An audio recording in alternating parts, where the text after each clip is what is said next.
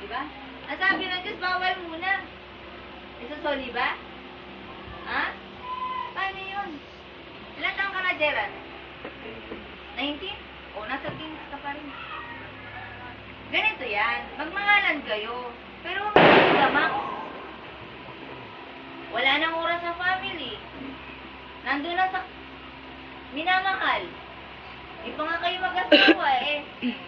Diba? Trust. Kailangan may trust sa isa't isa. O sige, dito muna ako tutulong ako sa mama ko. Ikaw ang ginagawa mo. Dito rin ako sa bahay. O sige.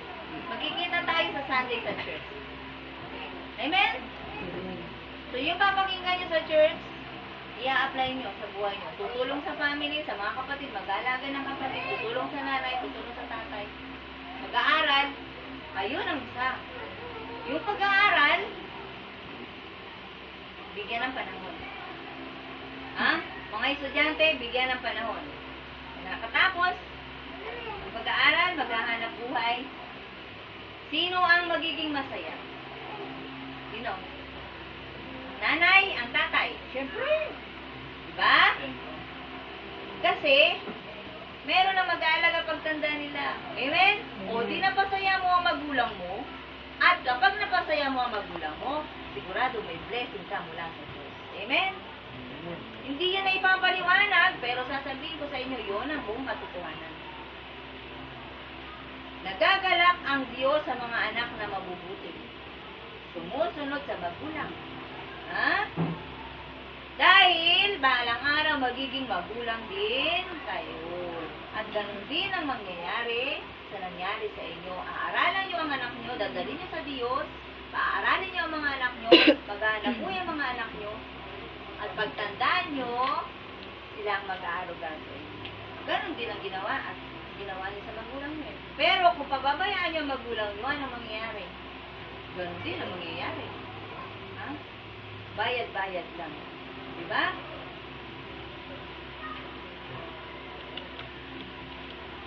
Magkakaintindihan ba tayo? Napasama si Che sa mga kabataan. Yung topic ay puro sa kabataan. Pero sasabihin ko sa iyo, Che, pinagdaanan mo, naging mabuti kang anak, naging pasaway na anak, anumang anak ka, anong nakaraan mo, ngayon ay nanay ka na, huhubugin mo sa tama ang anak mo. Ha? Meron kasi magulang na ayaw mamalo. Ha? Hindi masama ang palo. Ang palo, pagsasaway sa mali ng anak. At ipaliliwanag mo, anak, mahal kita. Kahit pinalo kita, kasi makulit ka, bad yun. Kailangan malaman ng bata ang pagkakaiba ng bad and good. Ha? Anak, ito ang good, ha? Bless sa mama at sa papa. Kiss sa mama at sa papa, ha? Kumain sa tamang oras. Kumain ng gulay. Uminom ng gatas. Kung may gatas, kung mo sasabihin yung kung walang gatas, ha? Baka mag-request sa'yo, sakit ng ulo, ha? Kumain anak ng gulay kasi ito pang patalino. Tinan mo si Mama patalino. 1 plus 1, 2. O, diba? Ang saya-saya. Yun ang ginamit ko sa bunso ko. Sa ate ko. Ang gulay pang patalino. Ay, kakain naman sila. O, mama pang patalino. Oo, anak pang patalino yan. O, diba? Anong English sa baka?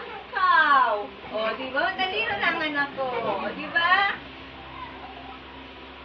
Kaya, Che, ikaw, magulang ka na, ha? So, yung pasaway mo sa nanay mo, nasasaktan ka ng magulang mo, hindi na natin uulitin yun.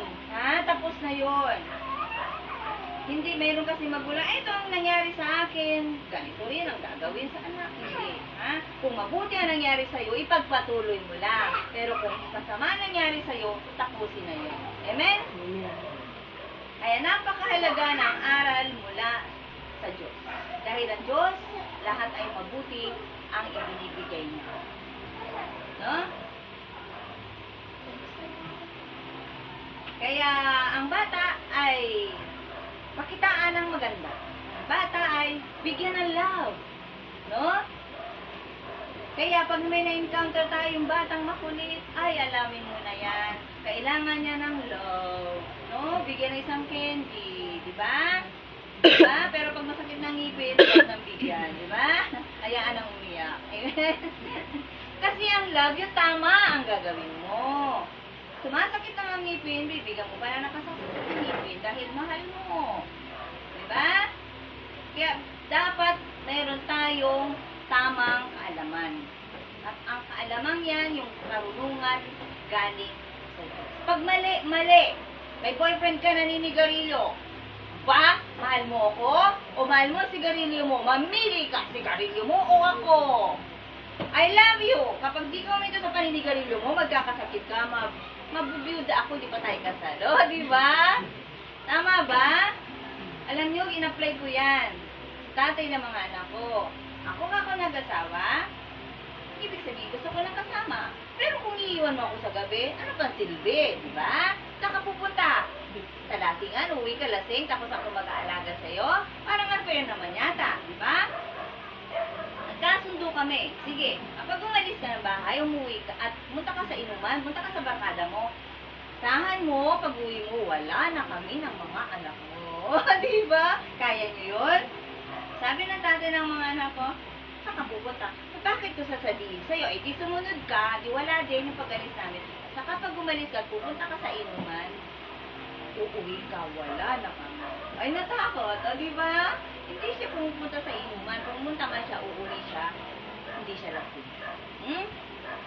Kaya nyo yon mga babae?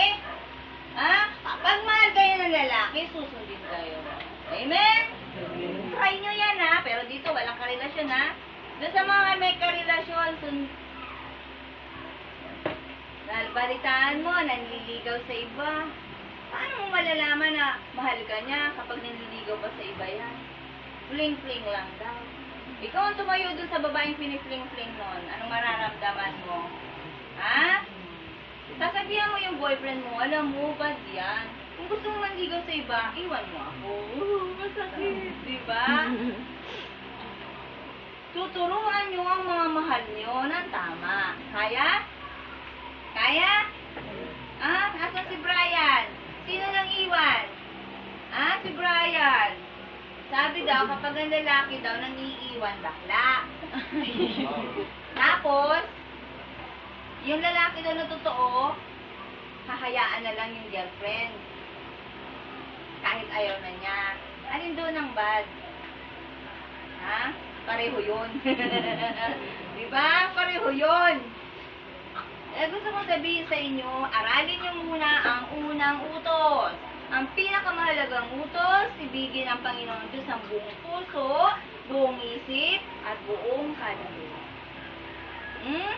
Kaya ang paglinggo, i-cancel ng mga lakad, kung saan-saang lakad yan, pamamasyal, bisita-bisita, unahin mo na bisitahin ng Diyos. Amen? Dahil ang araw sa buong linggo ay ilan? Ilang oras? Ito dati sa linggo. Sinabog ko yung utak nyo. Ilang oras sa isang araw ng linggo? 24 kasama ang gabi. Oh, minaw mo, ano na yung utak niya, no? Ni Lester. Ilan ang oras sa isang araw? 24 kasama ang gabi. Ha? Ilang oras lang tayo dito? Kalahating araw. Meron pa kayong natitira para sa inyong sarili. Diba? Unahin ang Diyos. Nangyaring dito kayo tinawag ng Diyos, may reklamo? Sel, may reklamo? Alas 4 na siya natulog. Magkano kinita mo? Ha? God is good all the time. Kumita ka kagabi, magpasalamat ka sa Diyos mamaya, may pang-blood ka sa mga kapatid mo. Amen? Amen. Ha? Ano man yan, gaano man kaliit yan, i-share mo. Ha? Kasi, ang pag-share, hindi ibig sabihin na walan ka. Alam nyo ba ang pagbibigay? Pagbubukas ng pintuan ng kalangitan yan. Amen?